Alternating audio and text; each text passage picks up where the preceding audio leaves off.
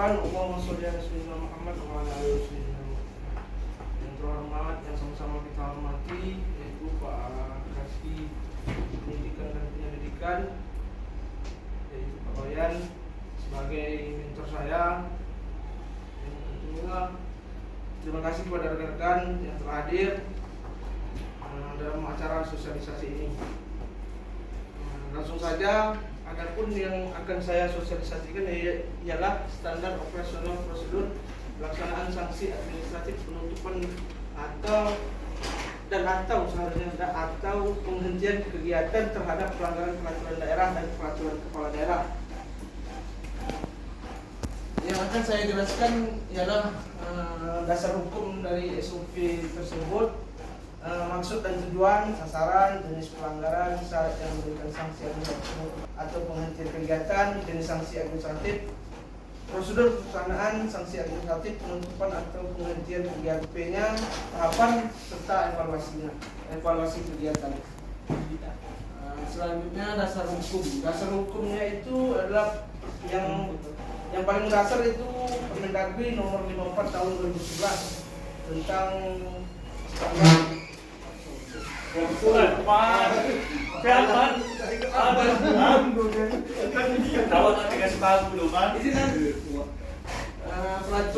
Menteri nomor 54 tahun 2011 tentang standar operasional prosedur ATM paling tak bisa digunakan.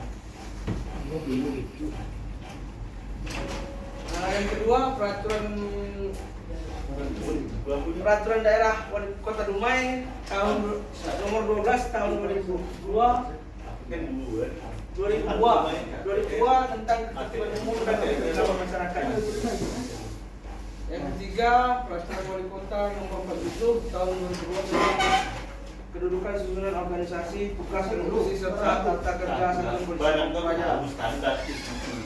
Yang keempat, peraturan Wali Kota nomor 28 tahun 2019 tentang penyusunan standar operasional prosedur administrasi pemerintahan di lingkungan pemerintah Kota Dumai. Maksud dan tujuan. Selanjutnya maksud dan tujuan. Maksud dan tujuan SOP ini adalah sebagai acuan dan pedoman dalam pelaksanaan sanksi administratif dalam menerapkan sanksi penutupan atau penghentian kegiatan sesuai peraturan perundangan yang berlaku.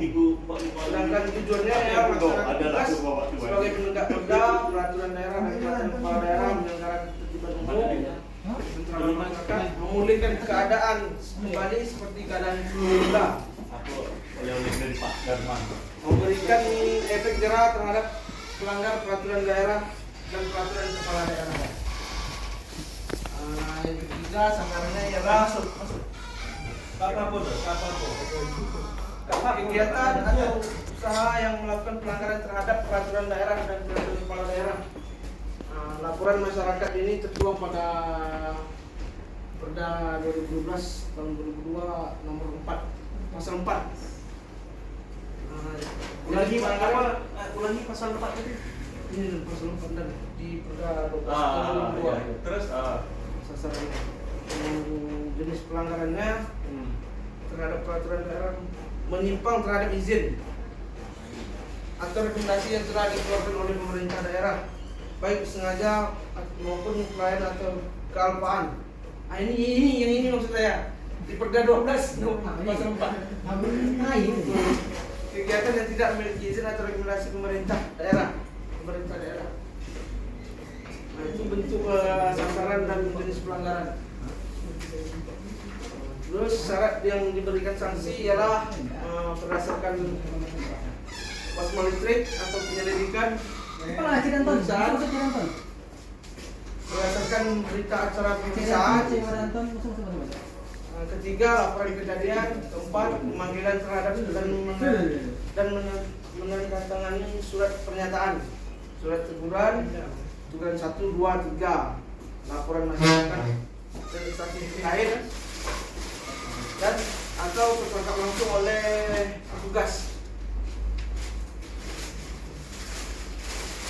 Selanjutnya, jenis sanksi administratif itu jelas ya, penutupan atau penghentian kegiatan.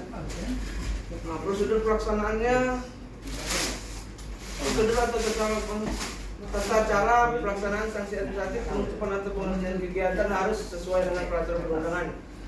Pejabat yang melaksanakan sanksi administratif penutupan atau penghentian kegiatan harus dipastikan memiliki kewenangan yang sah seperti PNS. Ketiga, persiapan pelaksanaan sanksi administratif penutupan atau penghentian kegiatan yaitu surat perintah tugas, surat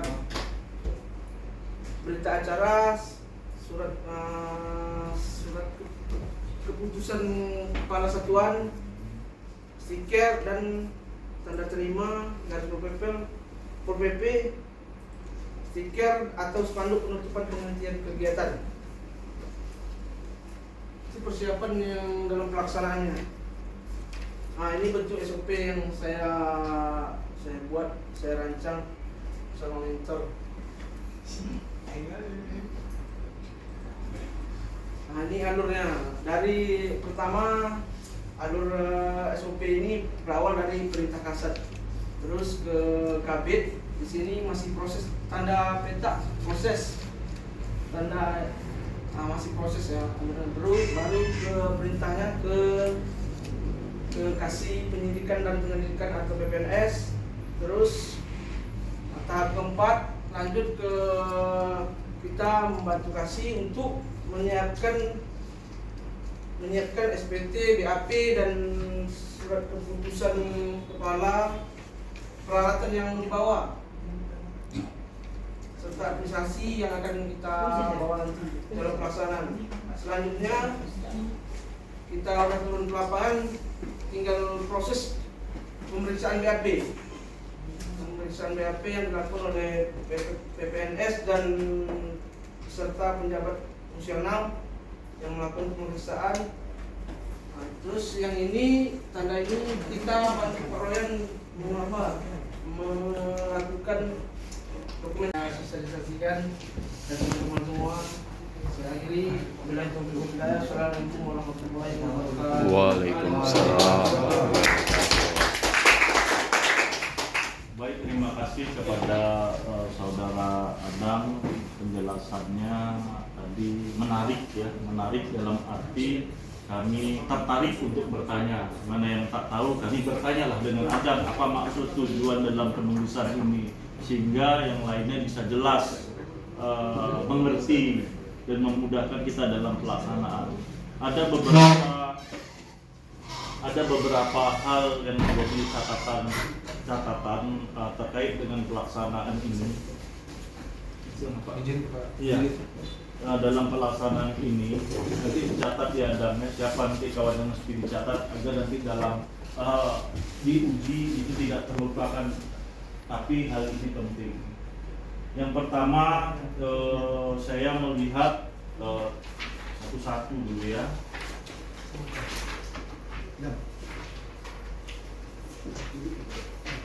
Terkait mengenai SOP, siapa yang berhak menandatangani SOP ini?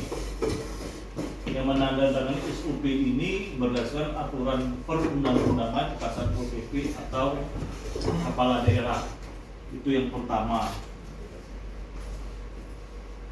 Yang kedua, saya melihat di sini perlengkapan dan di tampilan muka SOP itu ada perlengkapan dan peralatan. Nomor 6-nya garis Pol PP. Garis Pol PP ini apa namanya?